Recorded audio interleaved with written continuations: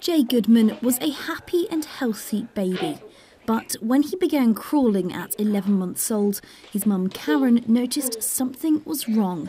Jay's head was leaning to one side, he was sick every morning, and one eye was drooping. Doctors put it down to a muscle problem, and it wasn't until 6 months later they realised it was more serious.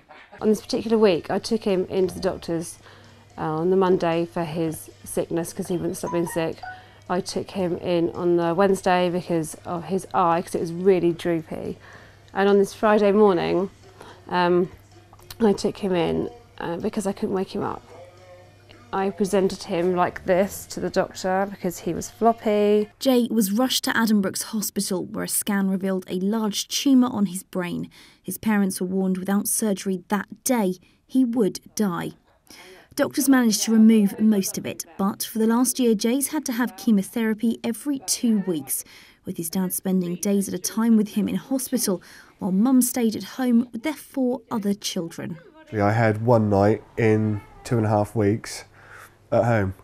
The rest of the time was spent in hospital with Jay. So the other kids do say that they missed their time with me, and why can't I have a bit of time here and someone else go? And I've just said, it's the way it works. Mummy can't do hospital, it scares her. Daddy can, because it doesn't. And it's the fairest way for life to carry on as much as normal as it can. But they haven't had to cope alone. Members of the community in Hevingham have helped with childcare, delivered food and organised fundraising events to cover the cost of trips to Addenbrooke's as well as family days out. So far, almost £3,000 has been raised. It's actually been overwhelming, the amount of support we've had. There's so many people coming forward and helping us out. We wouldn't have got through this without them. We've had people from the local community having birthdays and they've said, right, we don't want a present, but what we'll do is we'll have a collection. Just little things like that are actually huge things to us. It's meant the world. It really has made life so much easier for us. Jay's final chemotherapy treatment is next week. After that, it's a waiting game for a scan to find out if the tumour's gone.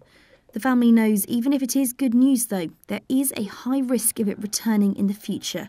So for now, they're focusing on spending time together and creating the happy memories they have had so few of in the last year.